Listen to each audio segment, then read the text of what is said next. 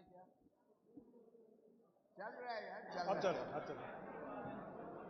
دیکھیں، ہمیں آزادی تو قائد اعظم محمد علی جناح نے دلائی تھی،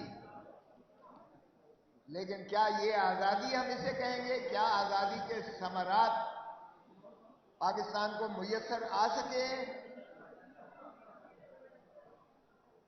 کیا سانس لینا ہی آزادی ہے؟ پہلے مارشل لاء سے لے کر 35 سال تو ویسے ہمارا ملک جو ہے وہ مارشل لاء کی نرغے میں رہا، اور جو سویلین ملی بھی کچھ عرصے کے لیے، تو وہ بھی ہم نے دیکھ لیا کہ کتنی آزادی اس ملک کو میسر آ سکی اور کتنی آزادی عوام کو میسر آ سکی۔ آج اس کا شاخسانہ 6 ججز کی جو انہوں نے مراسلہ لکھا ہے سپریم جوڈیشل کاؤنسل کو، اور جو سپریم کورٹ کی پوری عدالت نے، پوری ججز نے 2 دن اس پر زیر حاصل بحث کی، میں سمجھتا ہوں یہ ایک شرمناک حقیقت ہے کہ چیف جسٹس آف پاکستان نے پرائم منسٹر شہباز شریف جو جعلی وزیر اعظم ہے اس کے ساتھ ملاقات کی۔ ہمیں کم از کم اپنا ورثہ ہی دیکھ لینا چاہیے تھا۔ جب پہلا پاکستان کا چیف جسٹس سر عبد الرشید لاہور سرکٹ پر آئے ہوئے تھے، اس وقت فیڈرل کورٹ ہوا کرتی تھی، یہ سپریم کورٹ 1956 میں بعد میں آئین کے تابع بنی تھی۔ فیڈرل کورٹ جو اس وقت مشرقی پاکستان بھی تھا اور مغربی پاکستان کا تھا، اس کے سربراہ چیف سر عبد الرشید یہاں لاہور سرکٹ پہ تشریف لائے تو پاکستان کے پہلے وزیر اعظم لیاقت علی خان نے استدعا کی کہ میں چیف جسٹس آف پاکستان سے ملنا چاہتا ہوں، ملاقات کرنا چاہتا ہوں، اور سیکرٹری سپریم کورٹ کے چیف جسٹس کو مراسلہ لکھا۔ جواب دیکھیں کیا ملا۔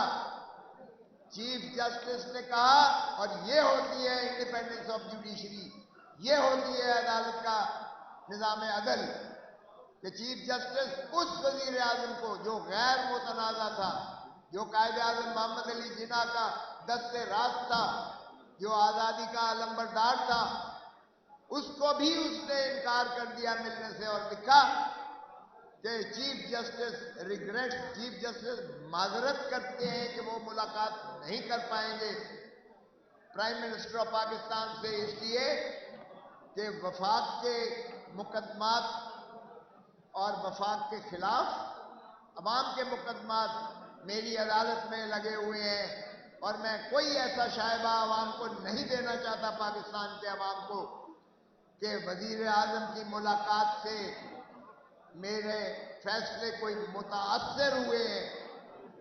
تو یعنی جو اصول ہے کہ انصاف صرف کرنا نہیں چاہیے، انصاف ہوتا ہوا نظر بھی آنا چاہیے۔ Justice should not only be done but it should be seen to be done. تو انہوں نے کہا کہ یہ میں شائبہ بھی نہیں دینا چاہتا، اور انکار کر دیا ملاقات کرنے سے۔ اور تم کیسے چیف جسٹس ہو قاضی فائز عیسیٰ کہ جس کے خلاف شکایت کر رہے ہیں 6 ججز شکایت کر رہے ہیں ایگزیکٹو کے خلاف کہ ایگزیکٹو اور اسٹیبلشمنٹ وہ عدالتی معاملات میں مخل ہو رہی ہے، مداخلت کر رہی ہے، اور ججز نے لکھا اس میں کہ ہمارے تو بیڈ روم میں بھی انہوں نے ویڈیو اور آڈیو کیمرے لگائے ہوئے ہیں، اور ایک جج صاحب کا برادر نسبتی کو اٹھا کر لے گئے اور بجلی کے کرنٹ لگائے گئے، ایک سٹنگ سینئر پیونی جج کے برادر نسبتی کو، اور اس کے بچوں کو بھی لے کر گئے۔ اس سے زیادہ ہراساں کیا کیا جا سکتا ہے؟ اور پھر جس سیشن جج کے گھر پہ انہوں نے پیٹرول بم پھینکا، اس کی شکایت جب کی گئی اور چیف جسٹس کے پاس آئی، بجائے اس کے کہ ان کے خلاف کارروائی کرتے جنہوں نے اس کے خلاف یہ حرکت کی، اس سے الٹا اسے جو ہے او ایس ڈی بنا دیا اس سیشن جج کو، اور پھر اسے ریپیٹریٹ کر دیا پنجاب میں، کیونکہ وہ ڈیپوٹیشن پہ آیا ہوا تھا۔ تو یہ ہے نظام عدل جسے جکڑ کر زنجیروں میں باندھا ہوا ہے، اور یہ صرف اسلام آباد کی ہائی کورٹ تک نہیں ہے محفوظ، یہ ساری عدالتوں میں میں سمجھتا ہوں پاکستان کے، ہائی کورٹ لاہور میں بھی ایسے ہی ہے، ہائی کورٹ پشاور میں، ہائی کورٹ بلوچستان میں، ہائی کورٹ سندھ میں، ان کے بھی یہاں ایسے ہی نرگا کیا گیا ہے، تنگ کیا گیا ہے۔ تو کیا ایسے ہے نظام عدل؟ آپ اس کو کہیں گے کہ نظام عدل آزاد ہے؟ اور یہی جب ہم کہتے تھے کہ یہ جو ہے ایک مخصوص جماعت اور ایک مخصوص جماعت کے سربراہ اور ان کے قائدین کو من پسند فیصلے لیے جا رہے ہیں، بلڈوز کیے جا رہے ہیں اور عدالتیں آزاد نہیں ہیں، تو یہ ثابت کر دیا ان 6 ججز نے یہ مراسلہ لکھ کر۔ اور شوکت صدیقی کے کیس میں جب سپریم کورٹ نے یہ فیصلہ کیا کہ جو D G I S I اس وقت اسٹیبلشمنٹ اپنی مرضی کی بینچز بنواتی تھی اور مرضی کے جو ہے فیصلے لکھواتی تھی اور کرواتے تھے، اور جب شوکت صدیقی نے انکار کیا تو ہم نے ان کے خلاف تو کوئی کارروائی نہ کی، لیکن سپریم جوڈیشل کاؤنسل نے شوکت صدیقی کو ہی فارغ کر دیا۔ اور پھر آپ دیکھیں کہ سپریم کورٹ نے اس کو نہ صرف کہا یہ بدنیتی پر مبنی تھی، یہ جو سپریم جوڈیشل کاؤنسل کا فیصلہ تھا، بلکہ انہوں نے لکھا کورم نان جوڈس ہے، اور اس کو جو ہے بحال کیا، لیکن ظاہر ہے وہ ریٹائر ہو چکا تھا۔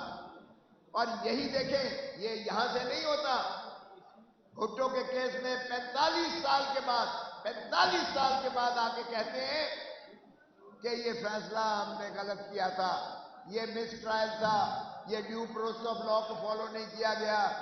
ارے بھائی، اس کو پھانسی دے کے لہر میں اتار کے پھر کہتے ہو ہم سے غلطی ہو گئی؟ ہم نے کسی کے اثر کے تحت بھٹو کو پھانسی دی تھی؟ خدا رہا 45 سال مت لینا 45 سال کے 9 مئی کا شاخانہ، جو یہ ایک 9 مئی کا آرکیسٹرڈ ایک ڈرامہ جو رچایا گیا، ایک اور ہارٹ تھراب، ہر دل عزیز پاکستان کی دلوں کی دھڑکن وزیر اعظم کو منہدم کرنے کے لیے اور اس کی جماعت کو بکھیرنے کے لیے اب 45 سال مت لینا۔ انصاف کرو، انصاف کی متمنی ہے قوم، انصاف کی متلاسی ہے، انصاف کی متمنی ہے، متجسس ہے اور ملتمس ہے۔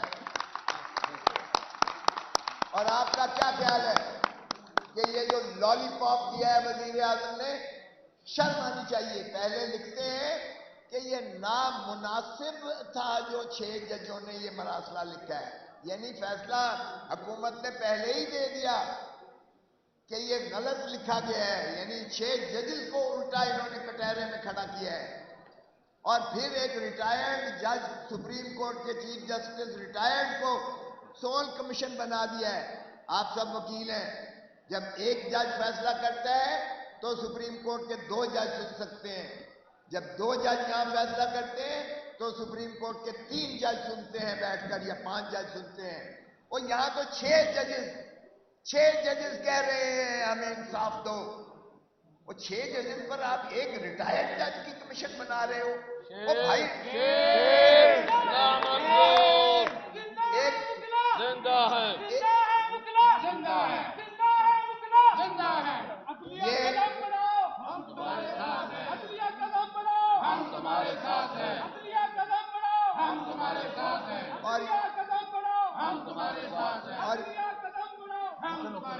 اور یہ ایک ریٹائرڈ جج صاحب کا بھی ذرا میں بتا دوں یہ کس طرح چنا گیا ہے۔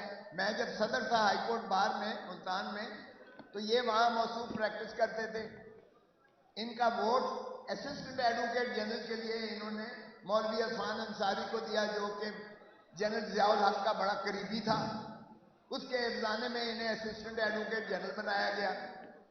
پھر ان کو جو ہے یہ کرتے کرتے جب یہ ماشاءاللہ جج بن گئے تو انہوں نے نواز شریف کا 8 سال کی کنڈون کی ڈیلے، 8 سال کی، آج تک تاریخ میں نہیں ہوا، 8 سال کی ڈیلے کنڈون کر کے انہوں نے نواز شریف کو بری کیا سپریم کورٹ میں۔ پھر صرف بری نہیں کیا، شہباز شریف کی نااہلی کو انہوں نے نظر ثانی میں، ریویو میں रिव्यू में इन्होंने जो है रिस्टोर किया उसको और बहाल करके उसको वजीर आला यहाँ बनवाया। तो ये माशाअल्लाह इनका जो है, और फिर इनका भाई जलील अब्बास गिलानी जो है वो फॉरेन मिनिस्टर रहा है पिछली केयर टेकर गवर्नमेंट में, और मौजूदा भी माशाअल्लाह वो एडवाइजर है टू द फॉरेन अफेयर। तो इनके ताल्लुकात शरीफ फैमिली के साथ जितने करीबी हैं, आपकी सोच है। और फिर आफरीन है इसके बेटे को जिसने लेटर लिखा है, बाकी वुकला के समेत लेटर लिखा है कि नहीं, जजेस का जो है एक पूरा कंसोर्शियम बनना चाहिए और कन्वेंशन होना चाहिए। और इसी में हम भी कहते हैं कि फुल कोर्ट, सुप्रीम कोर्ट की फुल कोर्ट बैठकर इस मामले को, ये बहुत संगीन बात है, और वगरना 9 जज से कम नहीं होने चाहिए, क्योंकि आपके पास 6 जजेस ने नालिश की है। ये हो नहीं सकता है कि एक रिटायर्ड जज उसे सुने, और रिटायर्ड जज भी वो जो माशाल्लाह इतना कंप्लायंट है कि उससे कुछ भी लिखवाया जा सकता है। ये मिट्टी पाव हम नहीं होने देंगे, नहीं होने देंगे। जिंदा है वुकला, जिंदा है, जिंदा है वुकला, जिंदा है, जिंदा है वुकला, जिंदा है। तो ये इसलिए ये बहुत संजीदा मसला है। आज तमाम वुकला को मुत्तहिद होना पड़ेगा। आज तमाम वुकला को सीसा पिलाई दीवार की तरह मुकाबला करना पड़ेगा। आज एस्टैब्लिशमेंट हर चीज पर छाई हुई है। इन्होंने अवाम का मैंडेट चोरी किया है। इन्होंने जाली वजीर आजम बिठाया है जो अपने हल्के से हार गया है। इन्होंने जाली वजीर आला बिठाई है जो अपने हल्के से हारी हुई है। इन्होंने कब्जा किया है, औरतों की सीटों पर कब्जा किया है। इन्होंने जो है माइनॉरिटीज की सीटों पर कब्जा किया है। अब ये सेनेट पे कब्जा कर रहे हैं, और ये इन्होंने जो कैप्चर कर रखा है, इंस्टीट्यूशनल कैप्चर किया है, इन्होंने सांस लेना आवाम का जो है दुश्वार बना दिया है।